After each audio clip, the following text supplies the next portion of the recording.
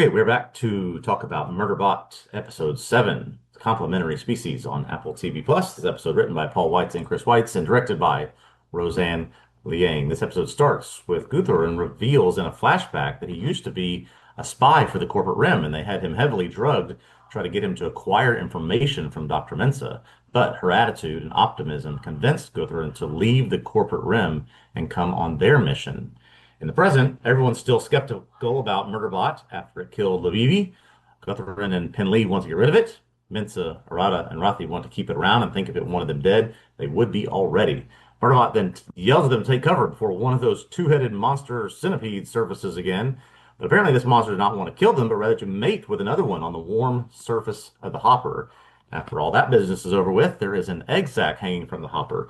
While the group discusses what to do with that, one of the advanced sec units shows up and attacks them without warning. Murderbot does struggle with it, but it is killed by the centipede monster after destroying some of their eggs. After the battle, Guthrum collapsed from his illness, and the crew is left to decide whether to try and get him back to the medical bay, which is still potentially covered up with the advanced sec units.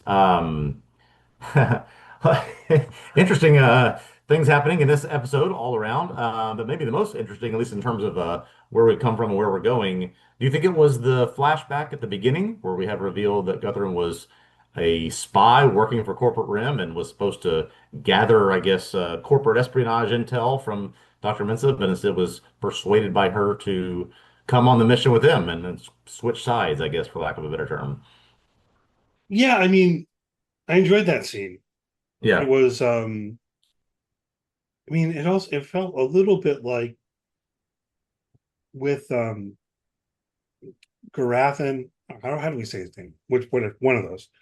Um it felt a little bit like it was telling me things we already knew, Okay. but I don't know if you had that feeling at all, but maybe it's not, maybe it just fit so well, right? Because he's always felt a little bit different than the other members of the Preservation Alliance, a little bit less crunchy granola or whatever. He's always been more suspicious of Yeah. Murderbot and so on. So finding out this backstory with him, um, I think it does fit. I don't know how much we needed that.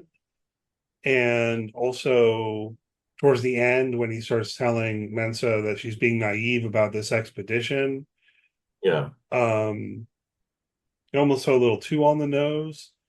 So I don't know. It sounds like I'm being very critical. I don't mean to be very critical, mildly critical with regard to like that point.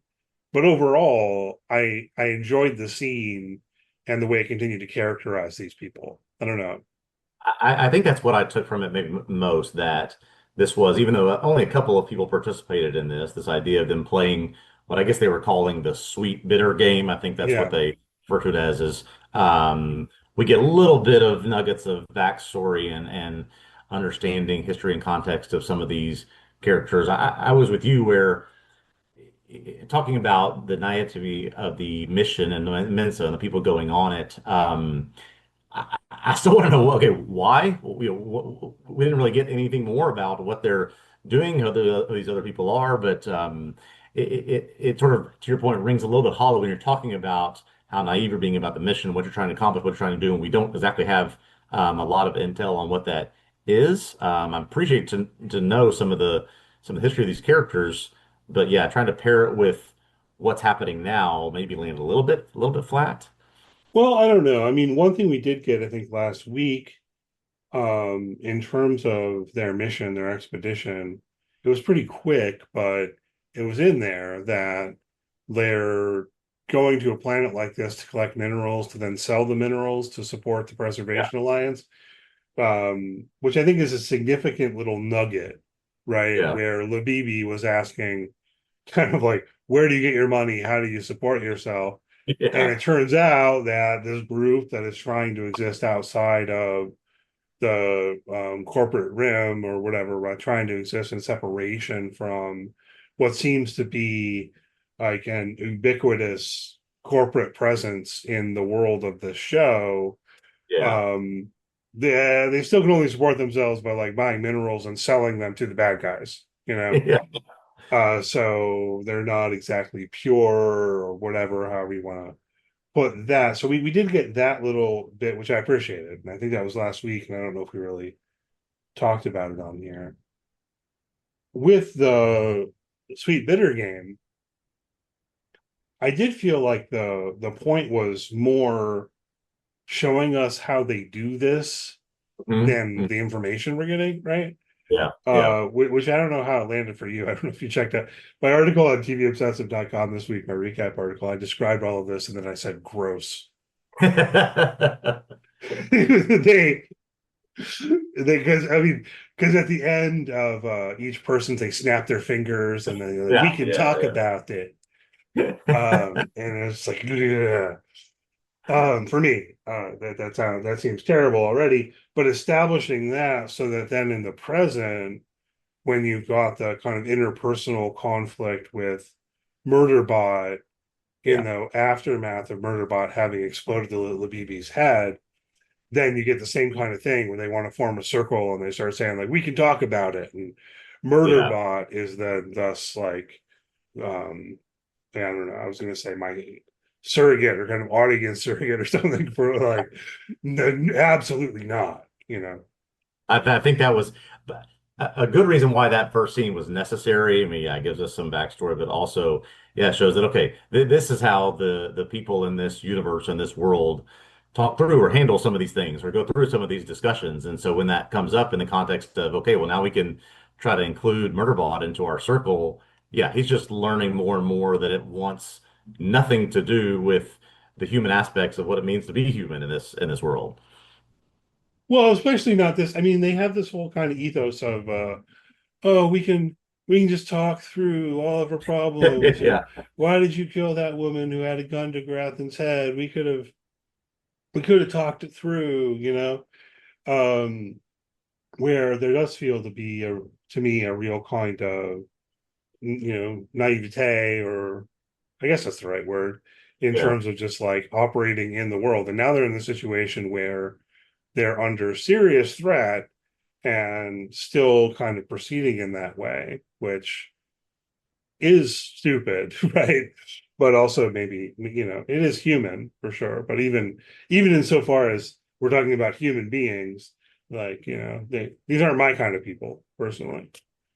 It almost seems like I may be just sort of going off of a personal tangent here, but it almost seems like they want to consider Murderbot as we know at the beginning they want to consider Murderbot more of I don't know if they want to consider it a human, but they want to consider it as not a slave or a servant or an indentured servitude like we've seen with so much. So they want to separate it from that. But then they've done so much of that that when Murderbot tries to do the things it's supposed to do, like warn it, advise, do this, don't go here, let me take care of this, that they are separating what they want Murderbot to be from what he's trying to do. Like they don't want to take Murderbot's advice on anything. They want to, part of the conversation. Let's, as you said, let's talk through it. Let's see what maybe we can come up with, as opposed to this unit is designed to keep us safe, but we're just going to sort of make it part of the democratic process we have here. Right. Like on the one hand, if Murderbot just was the um program sec unit without any free will, well, the Preservation Alliance was never really on board with that. They always wanted to treat it like a person Right. anyway. But now they learned that this particular sec unit does have free will, so then they're going to even more treat it like a person. But then, yeah, as you say, not listen to it when it comes to why it's there. Right? Like Right. I don't, Exactly. kind of going around the circle a little bit, but Don't want to listen to why it's there. Shocked when it does its job by protecting them and eliminating Labibi. So yeah, just yeah, the dynamics of this group just continue to confound me from week to week, it seems like. yeah, I mean, I do think that they make sense though, right? Insofar as if you take their perspective, okay, well, and then almost particularly once they've learned that Murderbot does have free will, then killing Labibi is something this person did as an act of free will, Right. Right. where Murderbot now then has like more moral culpability than if you could say, hey, this was just a sec unit following its programming. So it's almost like they started feeling like they were friends with Seki, and then they discovered that their friend, quote unquote, is going to do a murder, Yeah, yeah. basically, and have no. There's an interesting moment where I forget which character says it, but um, she says something like, has he even shown any signs of regretting killing Labibi? No, of course not, because that was the right thing to do. Um, but I think it gets to how there is this level of kind of being human that we don't often think about a lot, or maybe we do, but we don't think about it a lot in terms of like academic moral philosophy, which I have some background in. Of it's one thing to kind of go through a justification of what the right thing to do is. You could ask the sort of question of like, I don't Yeah, know, the trolley problem, for example, people are yeah, well familiar with, I think, for the most part, or a lot of people are briefly, where it's like, hey, should you pull the lever to kill one person and save three people, right? And a lot of the arguments there are going to end up saying yes, right? It's like better that one person dies instead of three people, just to be real straightforward.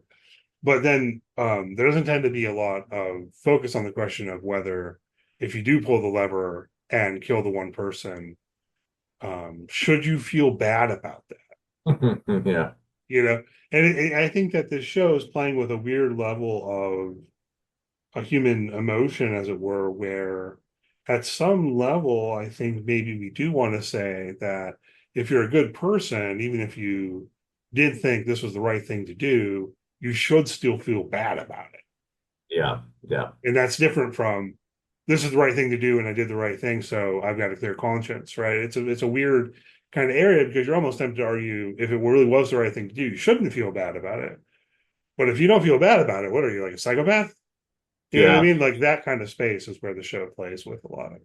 And it doesn't give us any, I don't think the show gives us any indication that Murderbot, despite having free will or no governor module, has any sort of conscience or emotion or empathy. We don't get those things necessarily. We certainly get a lot of sarcasm in the in what he is how he is reacting to things. But I don't know. Do you think that just having free will, Murderbot also feels things or wants things rather or desires things as opposed to just I do what I want, not just what you tell me to do.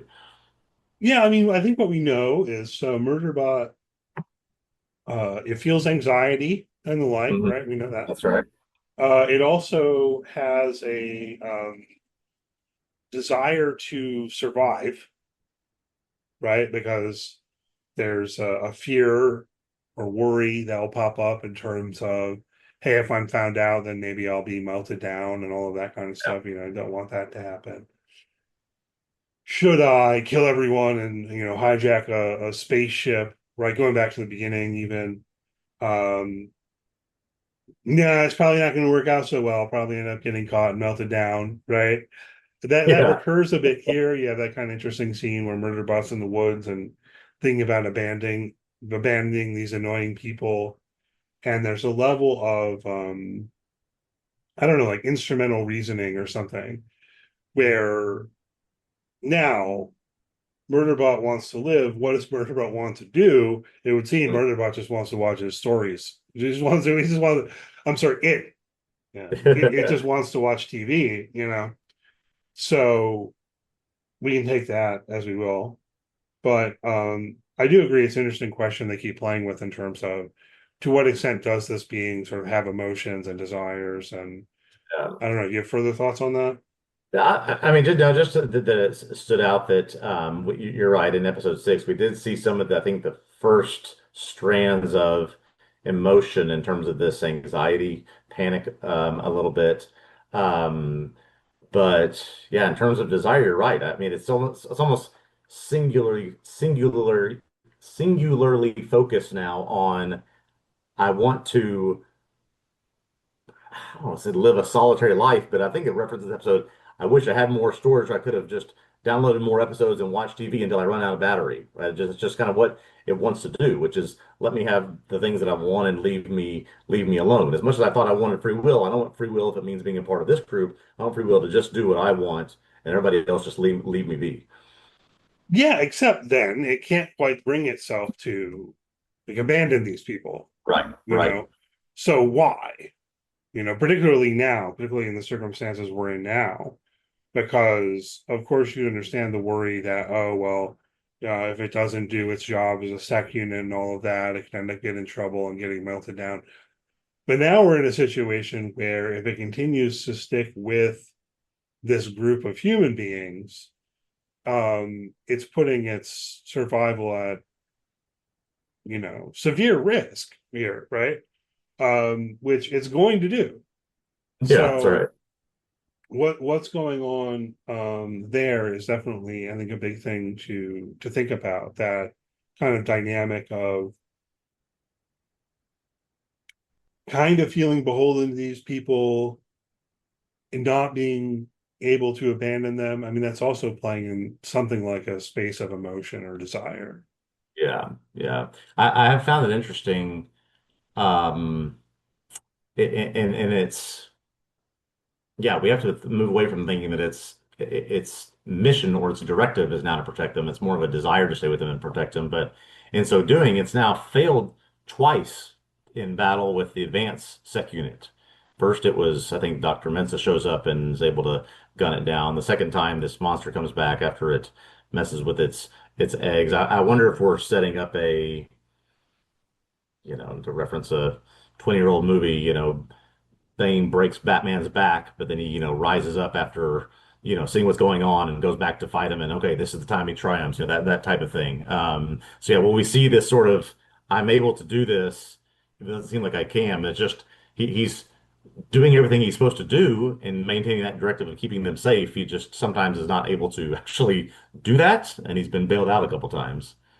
Yeah, it'll be interesting to see, because I guess they're going to go back to the habitat to treat Garathan's wound. The way the show handled this, by the way, was a little bit, um, I don't know. I think it could have been maybe a little bit clearer. So I don't know if you caught this or if everyone watching did. Labibi shot Garathan in the leg Yes. last week, but the way that they handled it made it unclear, kind of, whether he had been shot in the leg. It was weirdly filmed, I guess, right? Yeah. Like where there was enough of ambiguity that I wasn't entirely sure if she'd actually hit him in the leg or if she'd like shot the chair right by his leg or Hmm. something. But then this week, he's hurt. He's been shot in the leg. I was like, okay, that is what happened. So I don't know if that was just confusion on my part or if anyone else watching was confused. But what I was trying to get to is this question or dynamic. Murderbot rushes them away from the habitat because of the threat, Yeah. saying that they cannot wait for Garathan to get more treatment in the medical bay because they've got to get out of there. Right. Right. So, and they do. But now, since Garathan has fainted or whatever, and he really needs that medical bay, they're going to go back. So I think there is a certain level of something to think about, a question, if you like, what have you, in terms of, well, Murderbot's assessment of things, and to what extent was that a mistake, right? Like, should Murderbot have just said, "Oh, okay, well, of course we're going to wait until Garathan gets the treatment before we leave, even though it's a risk." Yeah. Am I making sense there? Yeah. I'm trying to think exactly. I'm not sure what I think the sort of intention or motivation is there. I wonder as Sec Unit deals with these threats and is able to get them out of some of them, is compromised in others. Um, yeah, how it feels about the sort of ongoing. I don't know. I haven't put much thought to sort of what you're saying there. Not sure I have a fully formed thought there yet. All right, well, I can say a little bit more, I think. So I guess what I'm suggesting is that from Murderbot's point of view, the rational thing, the right plan is to get out of there. Bad guys Right. are going to Right. show up any minute Right. and they're going to kill us. We just got to get out of here. Grathan's hurt. Who cares? Yeah. Um, Either he'll survive or he won't. But even if Yeah. he doesn't, we got to save everyone else. We got to get out of here, right? And like that would be the kind of rationale. But if now they're going to go back because Grathan needs the med bay in the habitat, well, that's worse, I think, than having waited, right? Yeah. So at some level, I don't know, like as a human being, you might have thought this through a little bit differently and Mm. realized that, well, this group of people isn't just going to let one of their members die. He Yeah. needs medical attention. If he can only get it here, we better give it to him before we leave, even if there's a risk involved in that. Yeah. Whereas that doesn't occur to, like, it doesn't occur to Murderbot at all that there would be this possibility of them deciding to go back for the med Yeah. bay, right? Yeah. I think and to your point is even though it has free will, we aren't necessarily thinking of it as a human. We're thinking of it as something that should think like a human or reason like a human. It's still likely still making decisions probabilistically. I think so. And so it's weighing things differently than say we would. I just don't. I don't get the impression it's making decisions the same way that say we would if we were considering something like that. Yeah, that's what I'm trying to get at. Yeah. Hopefully, our conversation here has made sense for the past couple of minutes. It's just something that I got thinking about because, at a certain level, I mean, it's really stupid. At a certain level, they just left because it's so dangerous to be there. But now, because Garathan Yeah. collapsed, now they're going to go back to the place that they know is super dangerous, right? Yes. And I think it'd be easy because the show presents itself from Murderbot's perspective so much to inhabit that perspective and think, oh, well, the stupid human beings are going to go back, even though the place might be overrun by these bots they can't effectively fight or whatever, and that's stupid. But from the point of view of the Preservation Alliance, I think it does make sense. Like a member of our group is hurt. We're not going to just let him die. The only way that we can help him is to go back to that med bay. Yeah. We should have let him get that treatment before we left in the first place. So I don't know. It just interesting, I think, to think about. And I do presume that they'll go back, which is kind of taking the narrative in a circle, right? But Yeah. this is where I think it's kind of important to think through, I don't know, the background of it a bit. Yeah. Yeah. We don't know Um, that there are advanced sec unit killer robots back at the habitat or anything. we don't. We We don't. don't know. Um, Yeah. we don't know who's behind them and Labibi yet Yeah. either. Still don't know that. Yeah. Hopefully we find out, a little bit more relatively soon. I am starting to get the feeling like this is end game for the season, but we'll see. Yes. We'll see how it goes. Um, I don't, speaking of that, I don't think that this is leading in the direction of our friends in the Preservation Alliance and Murderbot just like getting rescued by the corporation and then hey, everything's fine and back to normal. I think it's got Yeah. to be going in the direction some way of them becoming like revolutionaries, don't you think? I mean, I would think that yes, something along those lines, and something along the lines that yeah forces Murderbot to finally be faced with a decision that is potentially counterintuitive to what its directive is, and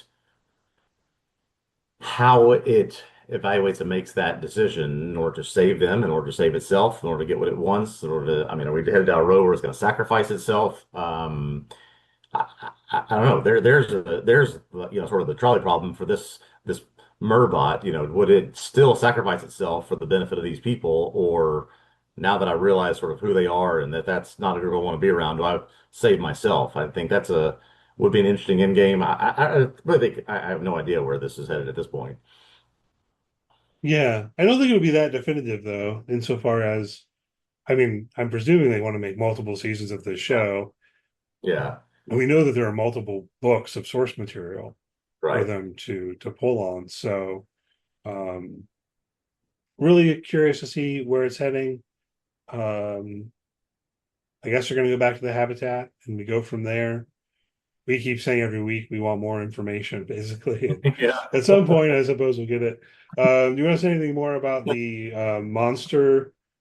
I mean, like, I guess this is where the title of the episode comes from, Complementary Species, but I Yeah. don't know. It doesn't seem at all like it's the main point that there is like monster sex and stuff. No, no, not the main point at all. I wanted to shout out I think read this review of the episode on Decider, perhaps, but just talking about how there's surely some people out there that have been dying to see some, kaiju screwing, so they finally got what their wish in this episode. So there you go.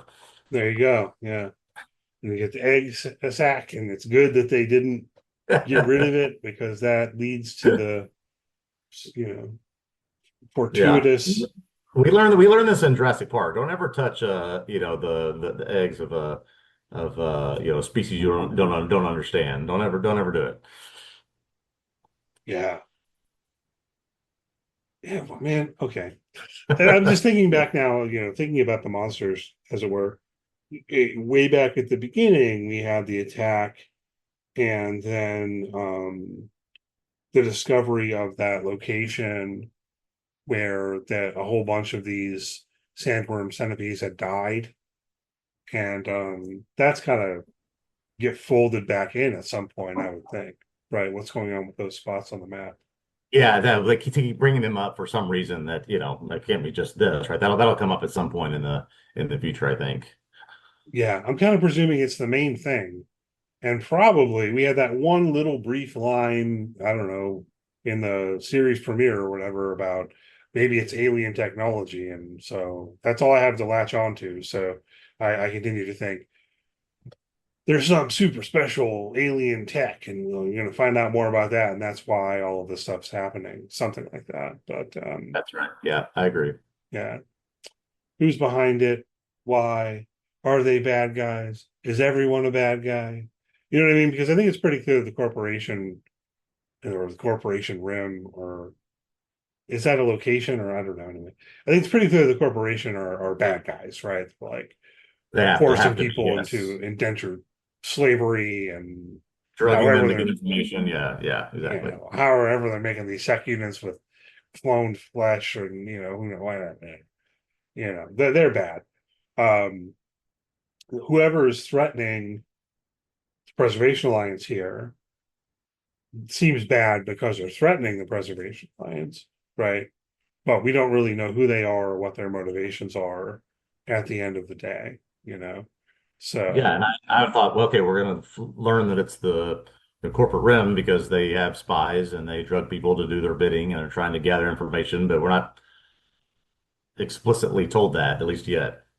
yeah, and see, I'm kind of thinking more that whoever's behind these advanced tech units in Labibi is working against the corporation. And so maybe it ends up somehow going in this direction where it's not that Murderbot is finally able to defeat these advanced tech units in battle, but maybe they have some kind of, you know, um, some kind of conversation occurs where they actually like become allies or something like that. Yeah, yeah. I think that's a reasonable, yeah. So we'll see. We've got a few episodes left. Definitely enjoying the series. I like the little short episodes. We still find enough to talk about with each one. Anything else you want to hit on here before we wrap up? I think that was all in my notes. Yeah. All right, cool. So hopefully you enjoyed the podcast. Thanks always for listening. Please do leave a good rating, review, all that good stuff. If you're on YouTube, hit that thumbs up, subscribe to our YouTube channel. We greatly appreciate it. Check out tvobsessive.com. You can find weekly recap articles of Murderbot there that I've written, as well as written work on any number of other TV shows coming down the pike here in the near future. We'll have some stuff on the new season of The Bear, and we'll have some stuff on the new season of Squid Game. We have continuing coverage of Rick and Morty going right now, but we also have, any number of articles about any number of other shows. So you book around the site. And I hope you'll do that. Follow TV Obsessive on social media. If you search for TV Obsessive, you should find us on whatever platform, basically. And we'll be back with you next week. All right, looking forward to that, and we'll see you then.